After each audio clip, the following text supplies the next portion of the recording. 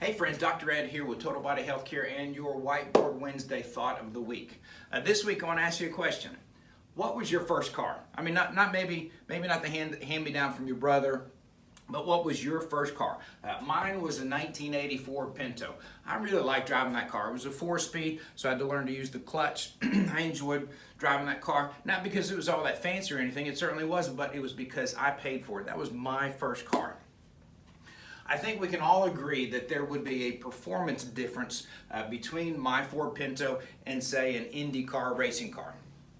Lots of factors would affect the performance between the two, but one of the big ones, and the one I want to talk to you about today, is the fuel that the Indy car would require versus the fuel that my Pinto required.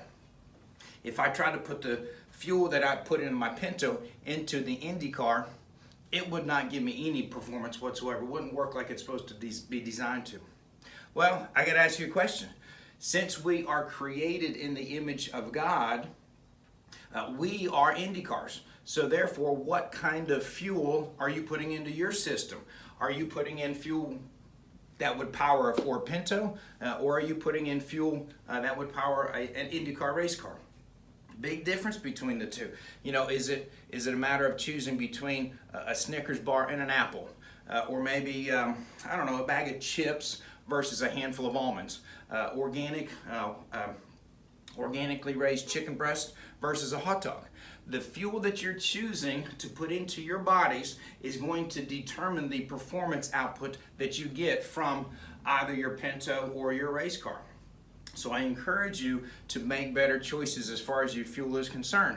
If you're feeling sluggish, if you're feeling kind of depressed, if you have allergies this time of year, not responding to challenges from the outside as far as viral attacks or anything like that, a lot of that is related to the nutrition, the fuel that you put into your system. You have to put in good fuel if you want good performance. If you need any recommendations or tips or maybe some suggestions, shoot me an email, holler at me the next time you're in the office. I'd be happy to help you with that. But just remember, fuel equals performance. The kind of fuel that you're putting in is going to dictate the kind of performance that you're going to get. So again, Dr. Ed here, Total Body Healthcare, and your Whiteboard Wednesday thought of the week.